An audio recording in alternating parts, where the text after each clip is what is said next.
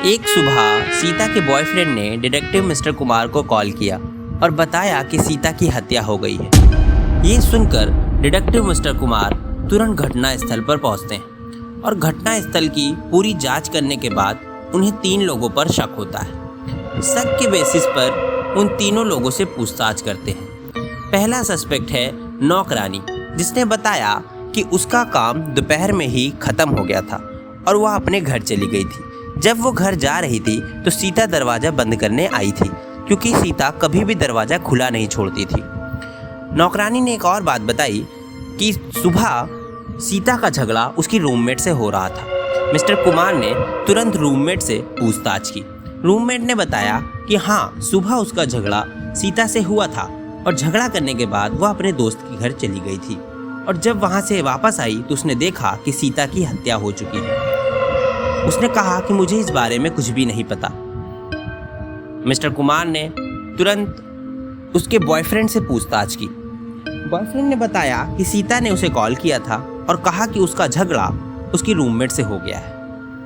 Boyfriend जब घर पहुंचा तो उसने देखा कि सीता की डेड बॉडी जमीन पर पड़ी हुई है।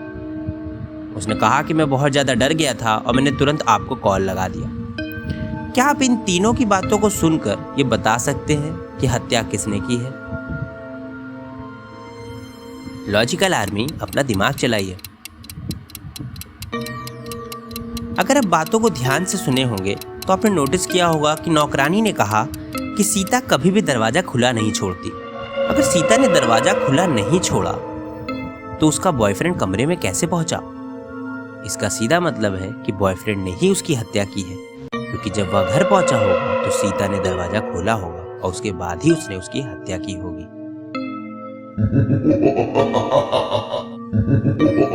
राहुल न्यूयॉर्क में अपने अंकल के घर पे रहता था। उसके अंकल जो स्पेन में रहते थे वो राहुल की आदतों से बहुत ज्यादा परेशान थे और वो चाहते थे कि राहुल उनका घर छोड़कर कहीं और रहने जाए।